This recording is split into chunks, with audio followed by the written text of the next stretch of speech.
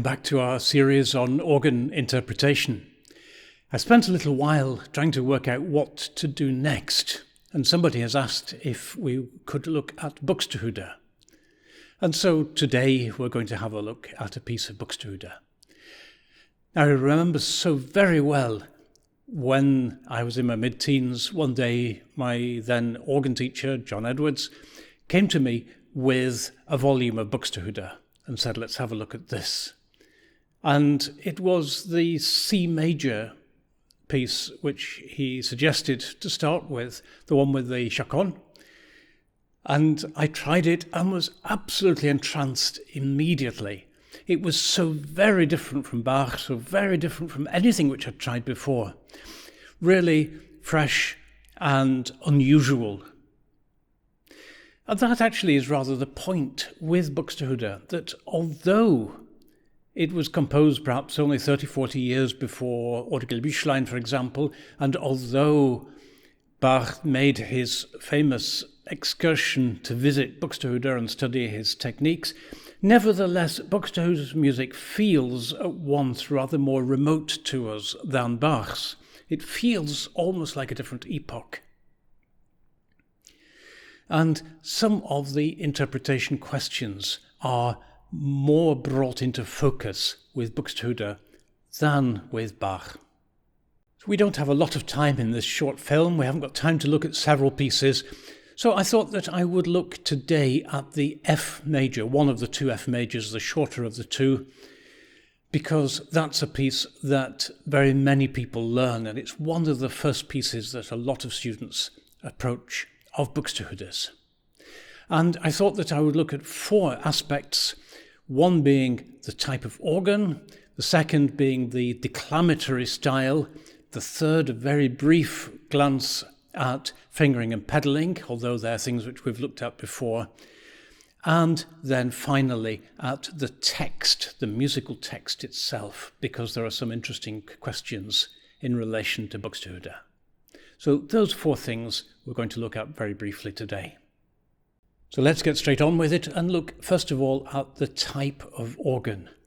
We're very familiar with two separate styles of German Baroque organ. There is the North German organ, the kind of thing which is very often associated with organ builders such as Schnittger, and the Mid-German organ associated with builders in the tradition of Silbermann. So what's the difference between these two? Well, there are differences of style, of layout, of voicing, the kind of sound which the organ builder was aiming for. Although, particularly in terms of voicing and sound, the difference between a Baroque organ and a modern organ is greater than the difference between a North German and a Mid-German organ, so we won't get too hung up in that. Secondly, there's a few practical differences. So, for example, the North German organs were built almost entirely with what is termed a short octave. So a word about that. The idea was that nobody was going to want the sharps in the bottom octave. And they would be among the largest pipes in the organ, so they would use a lot of space and, it has to be said, a lot of money for something that would almost never be used. So the keyboard would run normally down to bottom F, except that the sharp above the F plays a D, and the sharp above the G plays an E, and then the note below the F plays bottom C. So in other words, if you're playing a C major scale down the bottom octave, then for the E and the D respectively, you would go for the two black notes. Okay, and just in case you weren't sufficiently confused by that, the pedal board does give you the bottom F sharp and G sharp, but bottom D is what would otherwise be bottom E flat, and then bottom C is played on what otherwise would be bottom D. Got it? You need several stiff drinks before you play. But what difference does that make to you when you're not using a North German Baroque organ? Well, one consequence of the short octave system is that you sometimes find that the music calls for seemingly impossible stretches in the left hand. So, for instance, the end of Buxtehude's C major fugue, that little one known as the jig fugue, unless you couple the pedals to the manual to play that long C at the bottom, you can't possibly reach the other notes. But it's no problem at all with a short octave. But the most important difference is the physical layout of the instrument. So typically in a North German instrument, the Hauptwerk, the main manual if you like, will occupy the space above the player, the bulk of the height in the room. It will be a big manual which is capable of having a big principal, 16 or 8 foot principal. And then there is often an Oberwerk, which is placed directly above that. So it's slightly more distant from the hearer, and it's a shorter length, and therefore it will have a shorter principal to be based on, either an 8 foot if it was a 16 foot principal in the Hauptwerk, or a 4 foot if it was an 8 foot principal in the Hauptwerk. And then often there was a Rückpositiv, which is behind the player. All these terms are descriptive. So Oberwerk, the Werk, if you like, which is above. The Rück is behind the back. And this would again be even nearer to the audience.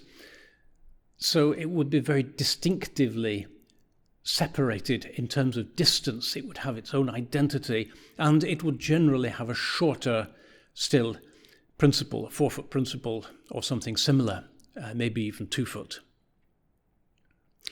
And so it would have a crisper sound to it.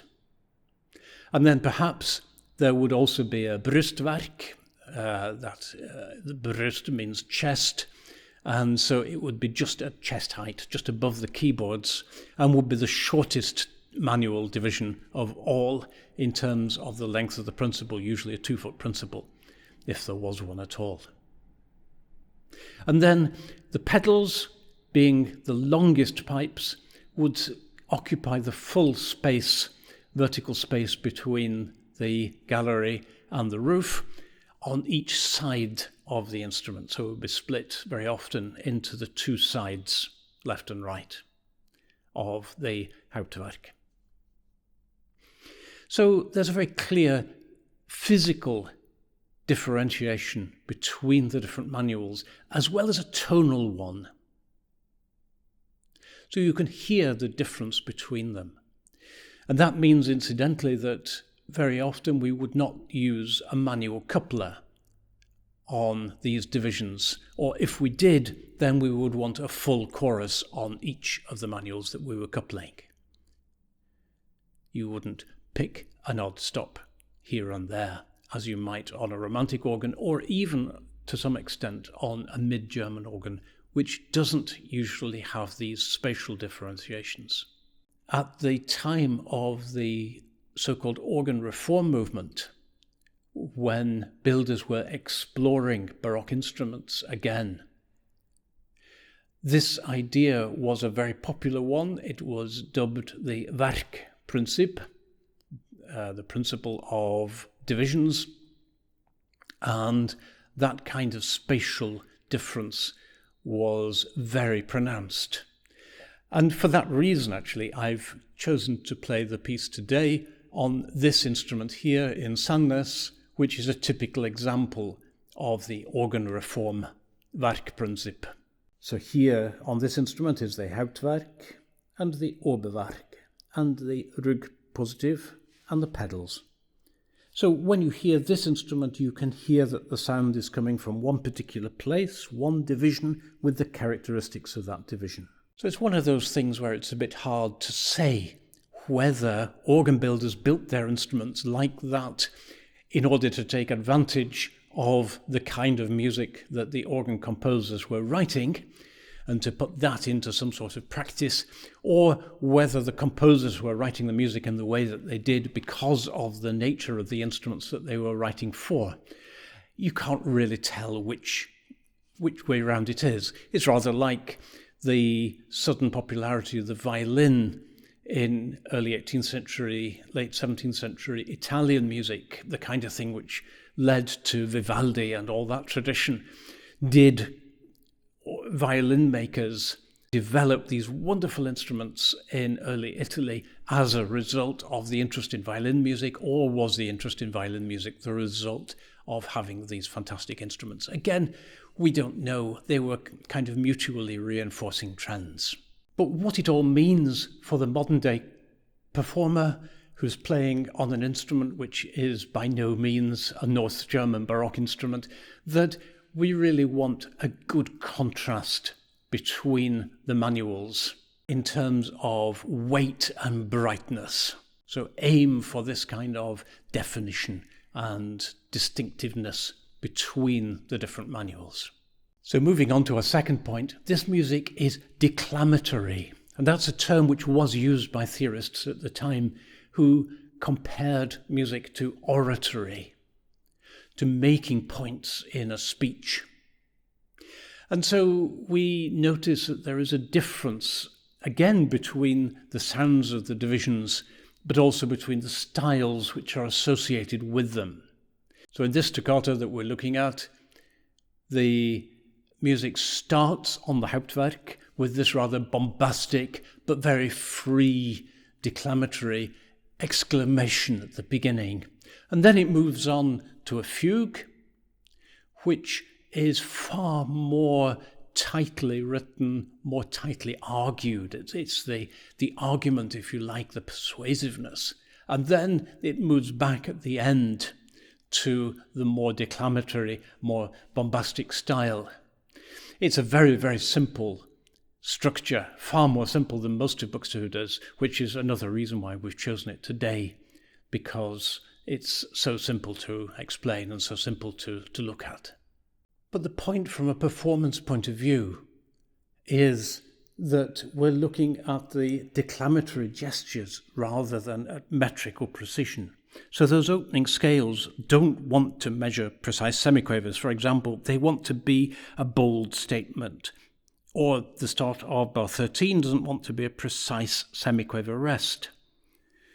It's a question of stopping the broken chords and then starting the scale.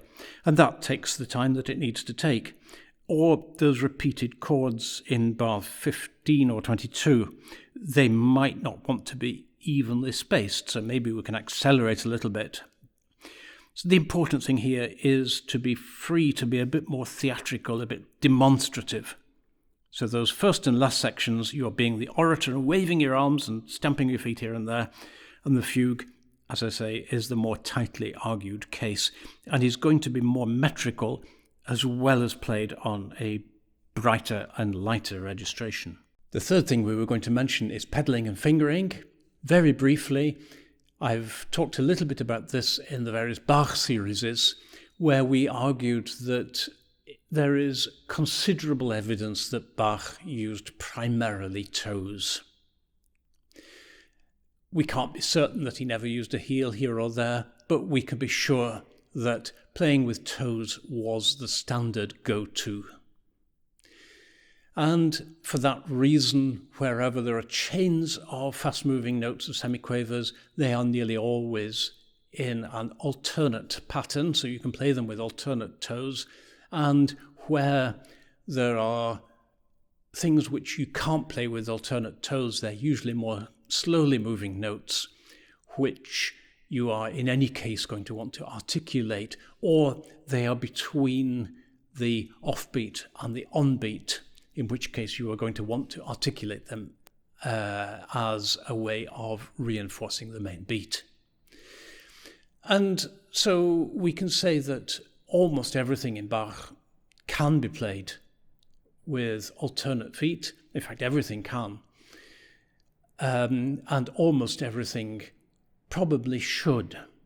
But at the same time, I really don't insist on it. I think in Buxtehude's case, the point can be made even more strongly. That is to say, there are almost no cases where those things which I've described in terms of Bach are not true. So the vast majority of semiquavers or short note values can be used as alternate toes, and the rest essentially are things which you would want to articulate in any case. So I very strongly suggest working deliberately on using alternate toes rather than toe and heel in Buxtehude. You can say a little bit the same of fingering. Again, I'm very relaxed about old or new fingering styles in Bach. In Buxtehude, we find that the old fingering styles are relatively easy, and that there are almost no places where you feel that the old styles of fingering just are impractical or don't work. And so I suggest again to students very strongly that they explore quite carefully the various styles of fingering which are appropriate for Buxtehude, and that those are very often not the modern fingerings.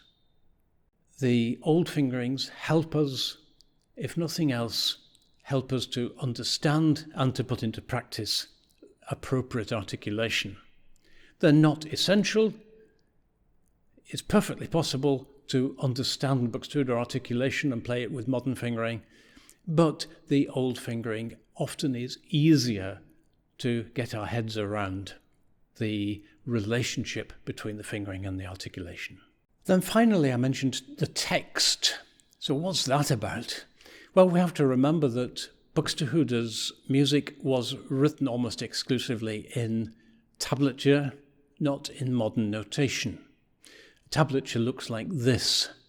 It's not laid out on 3 staves like modern musical notation. To modernize, this looks like very confusing shorthand, but it's simply a different graphical representation using letters rather than noteheads on a stave. But if this was the system you were used to, it was actually easy and natural to play from. You can compare it actually to tonic sol fa notation. I have at home a copy of the Brahms Requiem with text incidentally in Welsh and the whole thing in tonic sol fa notation. I'll try and find a copy and put it up here for you. The point here is it looks, if you're not used to that particular style of notation, it looks completely absurd, but for those people who grew up reading tonic sol fa notation, then it's the most natural thing in the world. Now, the notes in German organ tablature are represented by the letter with different signs to indicate the different octaves, and the note lengths by the numbers above the letter.